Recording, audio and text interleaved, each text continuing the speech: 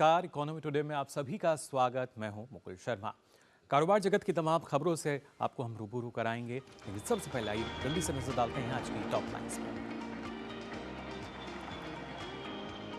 Qatar में भारत की बड़ी कूटनीतिक जीत, फांसी की सजा पाए पूर्व नौसैनिक सकुशल स्वदेश लौटे। सभी ने कहा प्रधानमंत्री नरेंद्र मोदी के व्यक्तिगत हस्तक्षेप के बिना असंभव था लौटना।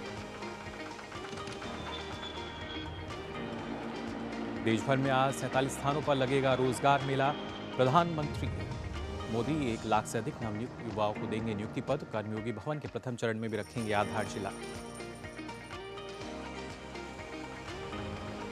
श्रीलंका और मॉरिशस में भी अब शुरू होगी यूपीआई सर्विस। दोनों देशों के राष्ट्राध्यक्षों के साथ प्रधानमंत्री मोदी आज करेंगे शुरुआत। मॉरिशस में रुपे कार्ड सेवाएं भी की जाएंगी लॉन्च। और सप्ताह के पहले कारोबारी दिन, आज बढ़त के साथ खुले भारतीय शेयर बाजार। पिछले सप्ताह के आखिरी कारोबारी दिन हरे निशान के साथ बंद हुए थे सेंसेक्स और निफ्टी। तो आज की टॉप लाइन्स आपने जानी, और सबसे पहले अगर खास तौर से बात की जाए हमारे देश की भारत की एक बड़ी कूटनीतिक जीत की। जी हाँ, कतर में भारत सरकार की एक बड़ी कूटनीतिक जीत हुई है। जासूसी के आरोप में जेल की सजा काट रहे 8 पूर्व भारतीय नौसैनिकों को रिहा कर दिया गया है। इनमें से 7 लोग भारत लौट भी आए हैं। विदेश मंत्रालय ने एक बयान जारी कर कहा है कि भारत सरकार कतर में हिरासत में लिए गए देहरा ग्लोबल कंपनी के लिए काम करने वाले 8 भारतीयों की रिहाई का स्वागत करती है। हम इनकी घर वापसी के लिए कतर के अमीर के फैसले की सराहना करते हैं। भारत ने इससे पहले इन भारतीयों को मिली मौत की सजा के खिलाफ दोहा में भी अपील दायर की थी। इसके बाद पिछले साल कतर ने इन भारतीय नागरिकों की फांसी की सजा को कम कर दिया था। दोहा में भारत के राजदूत ने गिरफ्तार किए गए इन पूर्व भारतीय नौसैनिकों से अक्टूबर 2022 में मुलाकात की थी। मार्च 2023 में अदालत ने कई जमानत याचिकाओं में से दायर आखिरी याचिका भी खारिज कर दी। मार्च के अंत में ही मुकदमा शुरू हुआ और 26 अक्टूबर को इन सभी पूर्व नेवी अफसरों को मौत की सजा सुनाई गई थी। इसके बाद विदेश मंत्री एस जयशंकर ने सजा पाए लोगों के परिवार के सदस्यों से मुलाकात भी की थी। Captain Navtej Singh Gill, captain Saurabh Vashisht, commander Purnendu Tiwari, captain Virendra Kumar Verma, commander Sunakar Pakala, commander Sanjeev Gupta, commander Amit Nagpal और नाविक रागेश कतर में Dahra global technology and consultancy services में काम कर रहे थे।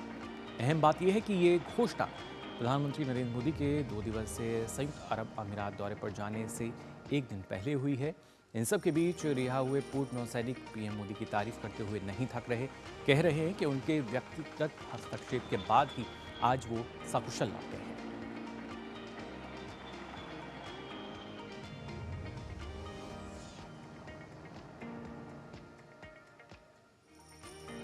वापस इंडिया पहुंच गए हम सेफ एंड साउंड, और definitely honourable prime minister Shri Modi को धन्यवाद करना चाहेंगे कि उनके पर्सनल इंटरवेंशन से ये पॉसिबल हुआ, और गवर्नमेंट ऑफ कतार के हिज एक्सेलेंसी द अमीर को कि उन्होंने ये होने दिया। It is only possible without the intervention of prime minister Modi. It won't be, आज हम आपके सामने खड़े नहीं हो रहे होते अगर इंटरवेंशन नहीं होता है at that level, highest level. Prime minister Modi की हम लोग बाहर आ सके और वापस अपने कंट्री में आ सके। Thank you so much. ये वाले दिन का हम बहुत दिनों से वेट कर रहे थे, और प्राइम मिनिस्टर मोदी और उनका पर्सनल इंटरवेंशन, उनका इंटरेक्शन, और एक और मौका लेना चाहता हूँ कि थैंक करूँगा अमीर को कतर के, जिनके उनके इंटरेक्शन के कारण आज हम यहाँ खड़े हैं। Very happy to be back, and it's only possible due to the intervention of our Prime Minister and his personal interaction and involvement with the Amir of Qatar. And we're thankful so much for the government of India. Thank you so much. We have waited almost 18 months to be back in India. We're extremely grateful to the Honorable Prime Minister, Shri Narendra Modi ji. It certainly wouldn't have been possible without his personal intervention and that equation with the Emir of Qatar. I think we are grateful to the government of India, the bottom of our heart. तो लगातार जो दूसरे देश हैं उनके साथ भारत के संबंध मजबूत हो रहे हैं, और ये भी इसका एक उदाहरण हमें यहाँ नजर आता है। वहीं आज आपको बता दें, श्रीलंका और मॉरिशस में यूपीआई सेवाओं के शुभारंभ पर प्रधानमंत्री नरेंद्र मोदी, श्रीलंका के राष्ट्रपति रानिल विक्रमसिंघे और मॉरिशस के प्रधानमंत्री प्रविंद जुगनाथ उपस्थित रहेंगे। सोमवार को यानी आज वीडियो कॉन्फ्रेंसिंग के माध्यम से यूपीआई सेवाओं के लॉन्च का कार्यक्रम आयोजित किया जाएगा। इस दौरान मॉरिशस में रुपे कार्ड सेवाएं भी लॉन्च की जाएंगी। इससे श्रीलंका और मॉरिशस की यात्रा करने वाले भारतीय नागरिकों के साथ साथ भारत की यात्रा करने वाले मॉरिशस के नागरिकों के लिए यूपीआई निपटान सेवाएं संभव हो सकेंगी। मॉरिशस में रुपे कार्ड सेवाओं के विस्तार से मॉरिशस के बैंक मॉरिशस में रुपए तंत्र के आधार पर कार्ड जारी कर सकेंगे और भारत और मॉरिशस दोनों देशों में निपटान के लिए रुपे कार्ड के उपयोग की सुविधा प्रदान की जाएगी। तो इससे पहले भी कई जो देश हैं उन्होंने इसको अपनाया और अब हम देख पा रहे हैं किस तरीके से मॉरिशस में न सिर्फ जो रुपे कार्ड है उसका प्रभावी रूप से जो चलन है वो शुरू हो पाएगा, बल्कि इसका फ़ायदा जो आम नागरिक हैं जो जाते हैं वहाँ पर उनको मिल सकेगा। फिलहाल हम यहाँ रुकने एक छोटे से ब्रेक के लिए जल्द हाजिर हैं।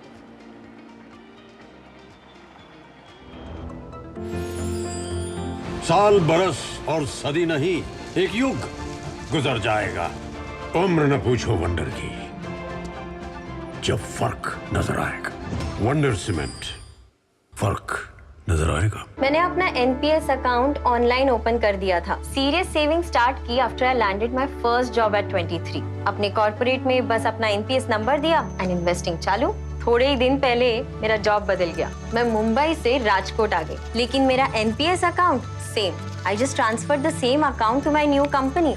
एनपीएस किसी भी जगह से ऑपरेट हो सकता है, जहां मैं वहां मेरा एनपीएस अकाउंट। अपने बेहतर कल को सुनिश्चित करने के लिए एनपीएस जरूरी है।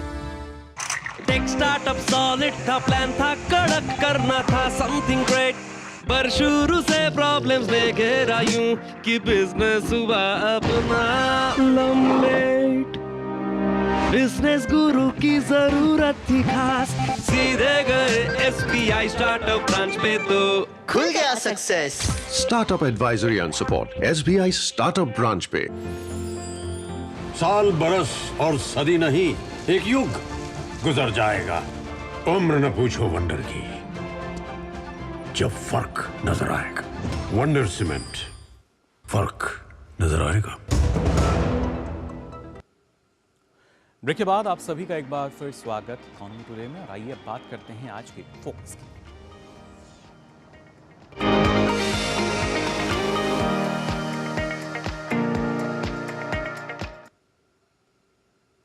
प्रधानमंत्री नरेंद्र मोदी वीडियो कॉन्फ्रेंसिंग के माध्यम से आज नवनियुक्त युवकों को 1 लाख से अधिक नियुक्ति पत्र आज वितरित करेंगे। इस अवसर पर आपको बता दें, प्रधानमंत्री नई दिल्ली में एकीकृत परिसर कर्मयोगी भवन के प्रथम चरण की आधारशिला भी रखेंगे और ये परिसर मिशन कर्मयोगी के विभिन्न हिस्सों के बीच सहयोग और तालमेल को बढ़ावा देगा। रोजगार मेला देश भर में 47 स्थानों पर आयोजित किया जा रहा है। तो काफ़ी अहम हो जाता है जब हम अर्थव्यवस्था के नज़रिए से देखते हैं कि किस तरीके से किसी भी देश में जब रोज़गार सृजन हो रहा है, रोज़गार के अवसर निकल कर आते हैं, ना सिर्फ बेरोज़गारी दर जो है उसमें गिरावट आती है। और आज का जो कार्यक्रम है, किस तरीके से जो बढ़ती अर्थव्यवस्था है उसमें रोज़गार बढ़ रहा है, उसका एक नमूना हमारे सामने रहेगा। क्योंकि अगर राज्य और केंद्र शासित प्रदेश जो हैं इस पहल का समर्थन कर रहे हैं, जिस तरीके से रोज़गार मेले का आयोजन किया जाता है और आज भी 47 अलग अलग स्थानों पर इसका आयोजन किया जाएगा।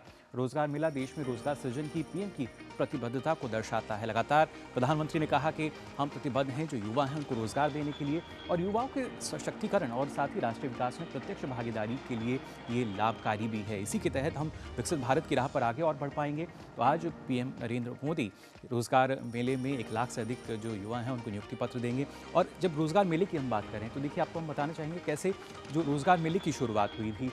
जो पहला रोज़गार मेला था 22 अक्टूबर 2022 को शुरू हुआ, जिसमें 75,000 से ज़्यादा जो नियुक्ति पत्र हैं वो दिए गए थे। दूसरा मेला 22 नवंबर 2022, उसमें 71,000 से ज़्यादा नियुक्ति पत्र दिए गए। तीसरा 20 जनवरी 2023, जिसमें 71,000 से ज़्यादा नियुक्ति पत्र सौंपे गए। चौथा मेला हुआ 13 अप्रैल 2023 को, जिसमें 71,000 से ज़्यादा नियुक्ति पत्र यहाँ भी बांटे गए। पाँचवा मेला 16 मई 2023 को, जिसमें 70,000 से ज़्यादा नियुक्ति पत्र दिए गए। छठा 13 जून 2023 को, जिसमें 70,000 से ज़्यादा यहाँ भी दिए गए। उसके बाद सातवें भी हमने देखा 70,000 से अधिक नियुक्ति पत्र जो हैं दिए गए 22 जुलाई 2023 में। वहीं आठवां जो रोज़गार मेला था 28 अगस्त 2023 को, जिसमें 51,000 से ज़्यादा नियुक्ति पत्र दिए गए। तो नौवां 26 सितंबर 2023 को, इसमें 51,000 से ज़्यादा नियुक्ति पत्र दिए गए। जबकि 10वां मेला 28 अक्टूबर 2023 और 51,000 से ज़्यादा यहाँ भी जो नियुक्ति पत्र है वो बांटे गए।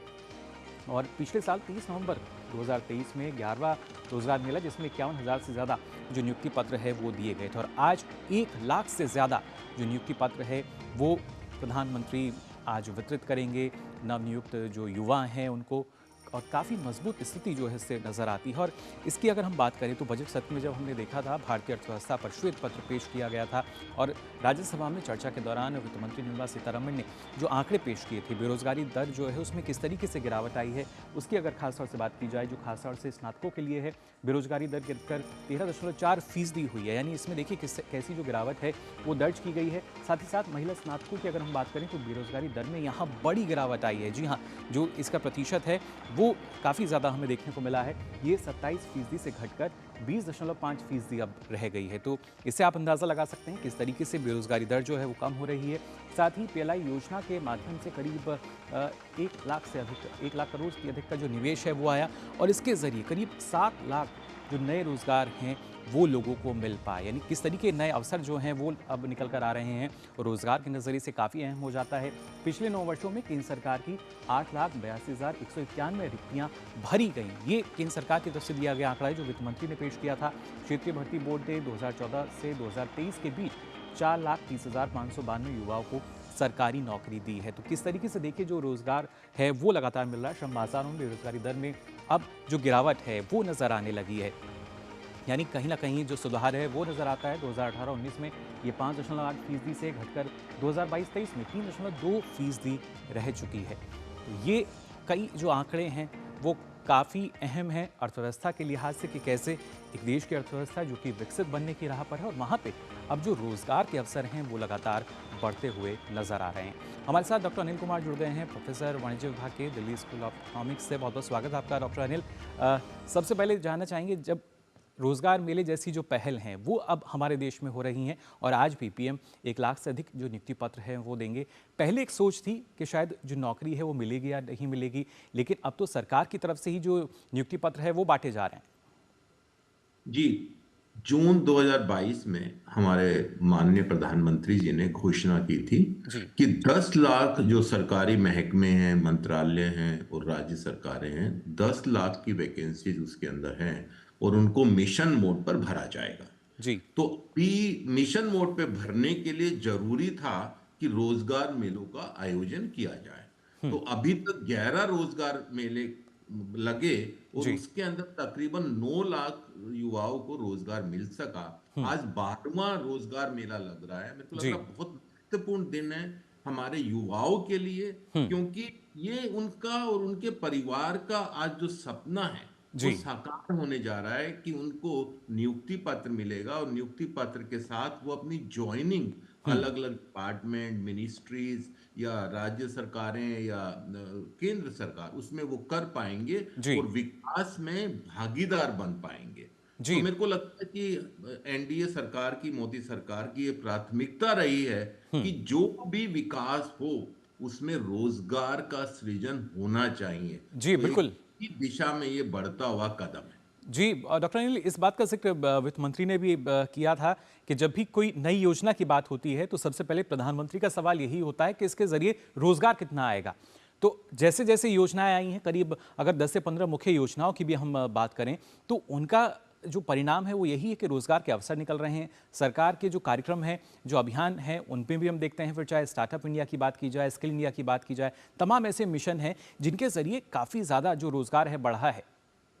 जी बिल्कुल। अभी मैं अगर कुछ योजनाओं की बात करूं तो उसमें जो सरकार ने इंफ्रास्ट्रक्चर सेक्टर में और खासकर कैपेक्स में जो इन्वेस्टमेंट किया उसका बजट 2 गुना से ज्यादा कर दिया। जी, इसका एक मल्टीप्लायर इफेक्ट होता है और इसका सीधा सीधा असर रोजगार के ऊपर होता है। जब हमने देखा कि देश कोरोना काल से गुजर रहा था तो सरकार ने आत्मनिर्भर भारत की योजना लेके आए। इसमें काफी सेक्टर्स में रिफॉर्म के साथ साथ सरकार का जोर था कि किस तरह से रोजगार के अवसर पैदा किए जाएं और हमारे युवाओं को रोजगार दिया जाए। जी बिल्कुल। उसके साथ साथ पूरे देश में जो स्टार्टअप इंडिया के तहत एक स्टार्टअप का इकोसिस्टम बना है। आज हमारा इकोसिस्टम पूरे विश्व में तीसरा सबसे बड़ा इकोसिस्टम है। 60,000 से ज्यादा हमारे पास स्टार्टअप्स हैं जो कि काम कर रहे हैं और 100 से ज्यादा यूनिकॉर्न्स हैं। जी, उनके अंदर वो एम्प्लॉयमेंट जनरेट कर रहे हैं, एम्प्लॉयमेंट प्रोवाइड कर रहे हैं। उसके साथ साथ जो विकास हम देख रहे हैं, तेज गति से विकास हो रहा है। विकास का मतलब कि साथ साथ हमारे रोजगार के अवसर भी पैदा हो रहे हैं। जी। और सरकार जो मैन्युफैक्चरिंग सेक्टर के ऊपर, उत्पादन सेक्टर के ऊपर जो जोर दिया है, आज हमारा मैन्युफैक्चरिंग सेक्टर का शेयर जीडीपी में बढ़ के 18% हो गया है। जी। 18% का मतलब है जब हम मैन्युफैक्चरिंग सेक्टर हमारा एक्सपेंड होता है तो उसमें रोजगार के अवसर भी पैदा होते हैं। जी। लेकिन साथ साथ मैं एक बात और भी कहूंगा कि सरकार ने उसके साथ साथ स्किल डेवलपमेंट पर भी जोर दिया, जिससे कि न केवल रोजगार के अवसर पैदा हों बल्कि हमारे युवाओं को उस रोजगार को करने के लिए सक्षम किया जाए, एम्पावरमेंट किया जाए। उसका नतीजा आज हम देख रहे हैं कि पिछले केवल 2 सालों में जो मिशन मोड में सरकार ने काम किया, 10 लाख नई भर्तियां जी हो रही हैं और केवल आज 1 लाख रोजगार के नियुक्ति पत्र सरकार देने जा रही है अलग अलग लोकेशंस पर। जी। ये एक बहुत बड़ा अवसर है, मेरे को लगता है एक ऐतिहासिक क्षण है हमारे बिल्कुल। युवा। जी, और शायद इतिहास में पहली बार कि 1 लाख से अधिक नियुक्ति पत्र जो है वो एक साथ वितरित किए जाएंगे। और जैसा आपने कहा कि जो युवा हैं उनका सपना आज सच होने जा रहा है, और इसके साथ साथ वो तमाम युवा जो किस तरह के सपने देखते हैं, और प्रधानमंत्री खुद कहते हैं कि जो सपने हैं वो हमें बड़े देखने चाहिए, जिससे उनके जो मेहनत हमें करनी है उनको साकार करने में वो ज़्यादा मेहनत हम करें और उनको साकार कर सकें और इस देश को विकसित बनाने में अपना योगदान दे सकें। बिल्कुल। अभी जब हम डेमोग्राफिक, हमारे प्रधानमंत्री जी डेमोग्राफिक एडवांटेज की बात करते हैं, आज हमारे देश में जो युवा है सबसे ज्यादा है, और हमारे प्रधानमंत्री जी युवा को एक जाति भी मानते हैं। उन्होंने 4 जातियां चिन्हित की है, उसमें युवा बहुत बड़ा एक वर्ग है उसके अंदर। तो जब तक हम युवाओं को रोजगार के अवसर पैदा नहीं करेंगे तो हमें वो डेमोग्राफिक एडवांटेज हो नहीं सकता है।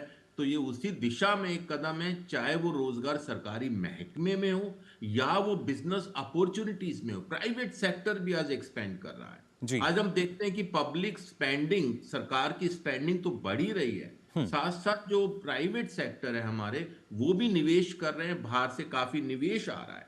और मैं तो ये कहूंगा कि एक तरह से हम जो अच्छा साइकिल होता है, वर्चुअस साइकिल, उसमें हम लोग एंटर कर चुके हैं। कैसे कि जब हम रोजगार देते हैं तो युवाओं के हाथ में पैसा आता है, पैसा आने से उनकी मांग बढ़ती है, मांग बढ़ने से और ज्यादा मैन्युफैक्चरिंग उत्पादन होता है, उत्पादन होने से रोजगार के और अवसर पैदा होते हैं। तो आज जो हम इस साइकिल में जो एंटर कर गए उसका फल ये हुआ है कि आज हम तेज गति से, सबसे तेज गति से बढ़ने वाले, विकास करने वाले एक बड़ी अर्थव्यवस्था के रूप में दुनिया के सामने एक मिसाल बन के खड़े। जी बिल्कुल, और उम्मीद यही है कि जल्द ही हम 5वें स्थान से तीसरे पायदान पर पहुंचेंगे, तब और ज़्यादा जो रोजगार के अवसर हैं वो बढ़ेंगे, देश का जो विकास है और तीव्र गति से हो सकेगा। फिलहाल बहुत बहुत शुक्रिया अनिल जी हमारे साथ जुड़ने के लिए। तो जाना आपने रोजगार की अगर बात की जाए किस तरीके से लगातार इसको बढ़ावा दिया जा रहा है। नया भारत है और यहाँ पे रोजगार के अनेकों अवसर हैं, जिसके लिए सरकार युवाओं को न सिर्फ उनके कौशल और निपुणता को देखते हुए अब रोजगार मेले के जरिए नियुक्ति पत्र भी वितरित कर रही है और कोशिश कर रही है कि वो भी अपना योगदान इस देश को विकसित बनाने में दे सकें। फिलहाल हम यहाँ रुक रहे हैं एक और छोटे से ब्रेक के लिए, आप बने रहिए डीडी न्यूज़ पर। साल, बरस और सदी नहीं, एक युग गुजर जाएगा। उम्र न पूछो वंडर की, जब फर्क नजर आएगा। वंडर सीमेंट, फर्क नजर आएगा। टेक स्टार्टअप सॉलिड था, प्लान था कड़क, करना था समथिंग ग्रेट, पर शुरू से प्रॉब्लम्स ने घेरा यूं कि बिजनेस हुआ अपना लम्बेट। बिजनेस गुरु की जरूरत थी खास, सीधे गए SBI स्टार्टअप ब्रांच पे तो खुल गया success. Startup advisory and support SBI startup branch पे। मोदी सरकार की गारंटी, हर घर पहुंचेगा नल से जल।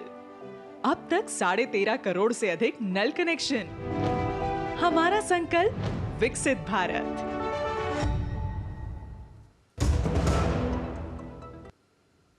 ब्रेक के बाद आप सभी का एक बार फिर स्वागत इकोनॉमी टुडे में। आइए आगे बढ़ते हैं और आपको बताते हैं किस तरीके से जो डायरेक्ट टैक्स कलेक्शन है उसमें भी इजाफा दर्ज किया जा रहा है। जी हाँ, प्रत्यक्ष कर संग्रह के अंतिम आंकड़ों में लगातार बढ़ोतरी दर्ज की जा रही है। 10 फरवरी 2024 तक सकल संग्रह 18.38 लाख करोड़ रुपए हो गया है, जो पिछले वर्ष की इसी अवधि के सकल संग्रह से 17.30% अधिक है। Central board of direct taxes यानी CBDT ने एक रिपोर्ट जारी कर ये जानकारी दी है कि देश का नेट डायरेक्ट टैक्स कलेक्शन भी पिछले साल के मुकाबले 20.25% बढ़कर 15.60 लाख करोड़ रुपए के आंकड़े पर पहुंच गया है। तो कैसे देखिए इसमें जो इजाफा है वो दर्ज किया गया है, 15.60 लाख करोड़ रुपए के आंकड़े पर ये पहुंचा और ये आंकड़ा वित्त वर्ष 2023-24 के लिए संशोधित अनुमानों का 80.23% है। CBDT ने कहा है कि डायरेक्ट टैक्स कलेक्शन के ये आंकड़े लगातार ऊपर जा रहे हैं। इसके साथ ही कॉरपोरेट इनकम टैक्स और पर्सनल इनकम टैक्स के आंकड़े भी लगातार बढ़ रहे हैं। वहीं कॉरपोरेट इनकम टैक्स की अगर बात की जाए तो 13.57% और पर्सनल इनकम टैक्स की अगर हम बात करें तो ये 26.91% की इसमें वृद्धि दर्ज की गई है। CBDT के आंकड़ों के अनुसार 10 फरवरी तक 2.77 लाख करोड़ रुपए के रिफंड भी जारी किए गए हैं।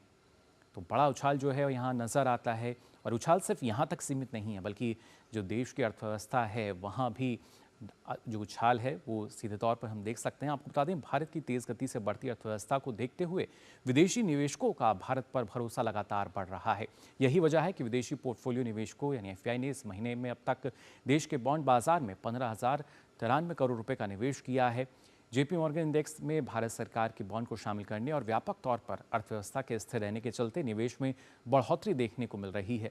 इससे पहले FPI ने जनवरी में बॉन्ड बाजार में 19,836 करोड़ रुपए डाले थे, जो 6 साल के अधिक समय का सबसे ऊंचा मासिक आंकड़ा है। देखा जाए तो साल 2024 में अभी तक FPI का कुल निवेश जो है वो 34,930 करोड़ रुपए से अधिक का हो चुका है। अभी दूसरा महीना 2024 का और उसमें अभी तक भी अगर देखा जाए, क्योंकि पहले महीने में ही हमने देखा था रिकॉर्ड वृद्धि हुई थी। इससे पहले जून 2017 में FPI ने बॉन्ड बाजार में 25,685 करोड़ रुपए का निवेश किया था। वहीं रिपोजिटरी के आंकड़ों के अनुसार आपको बता दें कि समीक्षाधीन अवधि में FPI ने शेयर से 3,000 करोड़ रुपए से अधिक निकाले। निवेशकों ने जनवरी में लार्ज कैप की अगर बात की जाए म्यूचुअल फंड में, यहाँ 19 माह में ये इस निवेश का उच्च स्तर है। जिस तरीके से लगातार निवेश हो रहा है, ना सिर्फ लार्ज कैप बल्कि मिड कैप में भी, वहीं निवेश का मौजूदा स्तर पिछले साल जनवरी के 716 करोड़ रुपए के आंकड़े से 80% अधिक है। भारत पर लगातार विदेशी निवेशकों का जो भरोसा है वो बढ़ता नजर आ रहा है और ये आंकड़े इस बात की गवाही दे रहे हैं। इस बात की बानगी जो है इनसे पता चलती है कि कैसे लगातार जो निवेशक हैं वो आकर्षित हो रहे हैं भारतीय बाजार की तरफ। तो एक तरफ जो निवेश है वो बढ़ रहा है, दूसरी तरफ देश में जो इंफ्रास्ट्रक्चर की हम बात कर रहे हैं, जो विकास की हम बात कर रहे हैं, उसको और ज़्यादा मजबूती प्रदान की जा रही है। मध्य प्रदेश की अनुसूचित जनजातियों के लिए कल का दिन काफ़ी महत्वपूर्ण रहा जब PM ने झाबुआ में रेल, शिक्षा के साथ साथ जलापूर्ति और पीने के पानी से जुड़ी करीब 7500 करोड़ रुपए की विकास परियोजना का शुभारंभ और शिलान्यास किया, जिनसे क्षेत्र के जनजातीय समूह को काफ़ी लाभ जो है वो मिलने जा रहा है। मध्य प्रदेश के विकास के लिए प्रधानमंत्री नरेंद्र मोदी की ये एक और बड़ी सौगात है। PM ने झाबुआ में लगभग 7,500 करोड़ रुपए की विकास परियोजनाओं का शुभारंभ और शिलान्यास किया। इन परियोजनाओं से क्षेत्र के जनजातीय समुदाय को विशेष रूप से लाभ होगा। प्रधानमंत्री ने कई रेल परियोजनाओं का भी शुभारंभ और शिलान्यास किया।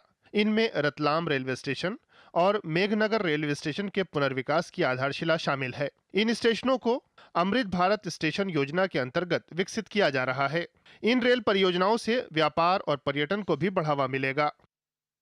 प्रधानमंत्री ने जनजातीय समाज के महान स्वतंत्रता सेनानी जननायक टंटिया मामा के नाम पर विश्वविद्यालय की भी घोषणा की। खरगोन का क्रांति सूर्य टंटिया भील विश्वविद्यालय 170 करोड़ रुपए की लागत से स्थापित हो रहा है। इसकी शुरुआत 2024-25 के सत्र से हो जाएगी। विश्वविद्यालय से 5 जिलों के 83 महाविद्यालय जुड़ेंगे। PM ने कहा कि जनजातीय समुदाय की शिक्षा के लिए तेजी से काम हो रहा है।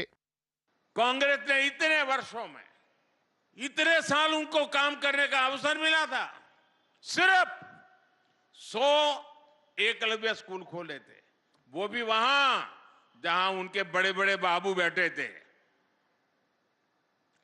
जबकि भाजपा की सरकार ने अपने 10 साल में ही इससे 4 गुना ज्यादा एकलव्य स्कूल खोल दिए।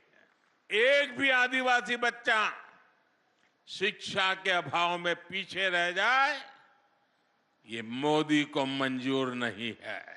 प्रधानमंत्री ने जलापूर्ति और पीने के पानी की व्यवस्था को मजबूत बनाने वाली कई परियोजनाओं की भी सौगात दी। साथ ही पीएम ने 3,275 करोड़ रुपए से अधिक की कई सड़क विकास परियोजनाओं को भी राष्ट्र को समर्पित किया। राज्य की विशेष पिछड़ी जनजातियों की लगभग 2 लाख महिलाओं को आहार अनुदान की मासिक किस्त भी ट्रांसफर की गई। पीएम ने प्रधानमंत्री आदर्श ग्राम योजना के अंतर्गत 559 गांवों के लिए 55.9 करोड़ रुपए जारी किए। जनजातीय समुदाय के विकास के लिए उठाए जा रहे कदमों का उल्लेख करते हुए पीएम ने कहा कि वन संपदा कानून में बदलाव करके आदिवासी समाज को वन भूमि से जुड़े अधिकार लौटाए गए हैं। पीएम ने स्वामित्व योजना के लाभार्थियों को 1,75,000 अधिकार अभिलेख वितरण का भी शुभारंभ किया। इससे लोगों को उनकी जमीन के अधिकार के लिए दस्तावेजी साक्ष्य उपलब्ध होंगे। पीएम ने कई अन्य विकास परियोजनाओं का भी उपहार दिया। इनको लेकर स्थानीय लोगों में बेहद उत्साह है। युवाओं ने विश्वविद्यालय की स्थापना को बहुत लाभकारी बताया। हमारे जो स्टूडेंट वगैरह होते हैं वो या बाहर जाते हैं, जैसे कि बेंगलोर या फिर रतलाम है, इंदौर जाते हैं, पर इससे क्या है यहाँ स्थानीय लोगों को बहुत ज्यादा सुविधा मिलेगी। दूसरे राज्यों में जाकर जो पढ़ाई कर रहे थे उनको जो कठिनाइयों का सामना करना पड़ रहा था वो अब नहीं करना पड़ेगा। और पढ़ाई शिक्षा के स्तर पर मोदी जी ने जो कदम उठाया है, शिक्षा के प्रति युवा जागरूक होंगे। पीएम के हाथों मिला विकास परियोजनाओं का तोहफा झाबुआ और आसपास के जिलों में न केवल अवसरों के नए द्वार खोलेगा, साथ ही देश की विकास यात्रा में जनजातीय समुदाय को साथ लेकर आगे बढ़ने में भी मदद मिलेगी। आदित्य श्रीवास्तव के साथ ब्यूरो रिपोर्ट, डीडी न्यूज। तो जाना आपने किस तरीके से जनजातीय जो आबादी है उसको काफ़ी मदद मिलेगी, और उसमें भी खास तौर से जो युवा हैं कैसे उनको कोशिश की जा रही है कि उनके जो कौशल है उसको और निखारा जा सके और उनको अच्छा रोज़गार मुहैया कराया जा सके। अब आगे बढ़ते हैं, जल्दी से आपको बताते हैं आज के कारोबार की अगर बात की जाए क्या स्थिति फिलहाल नज़र आई है। अगर खासतौर से सेंसेक्स की ओपनिंग की हम बात करें तो आप देख सकते हैं 56 अंकों की जो तेज़ी है वो इसमें नज़र आ रही है, जिसके बाद 71,651 पर आज शुरुआत हुई है सेंसेक्स की। और एक जो बढ़त है, क्योंकि हरा निशान जो है वो हम यहाँ देख पा रहे हैं कि किस तरीके से नज़र आया है। और इसके बाद अगर बात की जाए खासतौर से निफ्टी की भी क्या स्थिति रही है, निफ्टी 50 की आप देख सकते हैं 9 अंकों की भी एक जो बढ़त है इसमें भी देखने को मिली है, जिसके बाद ये 21,791 पे आज जो शुरुआत है वो निफ्टी 50 की दर्ज की गई है। यहाँ भी यानी हरे निशान के साथ जो शुरुआत है वो ये टॉप 5 गेनर्स जो आज के रहे हैं उन पर नज़र डालते हैं जल्दी से। आप देख सकते हैं रिवीज की अगर बात की जाए doctor Reddy, HCL tech, Wipro और यूपीएल, तो हरे निशान के साथ यहाँ कारोबार होता हुआ नज़र आ रहा है। ये आज के टॉप 5 गेनर्स आप देख सकते हैं। इसके साथ साथ जो आज के टॉप लॉसर्स रहे हैं, जहाँ जो लाल निशान है आपको नज़र आ रहा होगा, हीरो मोटोकॉर्प की बात की जाए, पावर ग्रिड, ONGC, कोल इंडिया और SBIN, ये आज लाल निशान के साथ यानी गिरावट के साथ इनमें फ़िलहाल जो कारोबार है वो होता हुआ यहाँ नज़र आ रहा है। तो जान लिया आपने किस तरीके से टॉप 5 गेनर्स कौन से रहे हैं और लॉसर्स कौन से रहे हैं आज के, और ये काफ़ी महत्वपूर्ण है किस तरीके से जो बाज़ार की स्थिति है आज वो दर्ज की गई है। तो फिलहाल अब वक्त हो चला है आपसे विदा लेने का। कल फिर हाजिर होंगे, बताएंगे आपको कारोबार जगत में क्या कुछ है नया। आगे देखिए न्यूज़ 10 भावना के साथ। मुझे दीजिए अनुमति, नमस्कार।